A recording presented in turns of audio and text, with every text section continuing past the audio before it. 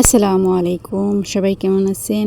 হাতের রিং হচ্ছে প্রত্যেকটা মেয়ের একটা দুর্বলতা, আর সাথে চুড়ি। আর আজকে আমি তৈরি করলাম হাতের রিং। প্রথমে আমি সুন্দর করে ছোট একটি ড্রয়িং করে নিলাম, যাতে আংটিটা একটা বেজ মেপে নিব। যেহেতু আমি বেজের ভিতরে করব এবং নিচে অন্য একটা ঝুলুরির মতো ওটা বেজ ছিল আমার কাছে, ওটাকে আমি অ্যাড করতে চাই। সেই জন্য আমি সুন্দর করে একটা গোল বৃত্তাকারের ভিতরে আংটিটার বেজ করে নিয়ে এবার সুন্দর করে ফুলগুলো সেলাই করে নিব। আর আমার কাছে সেলাই অনেক ভালো লাগে। আর বিশেষ করে যখন মন খারাপ হয়, কারোকে কিছু বলতে পারি না ঠিকই, তখন সুই সুতা নিয়ে বসে পড়ি।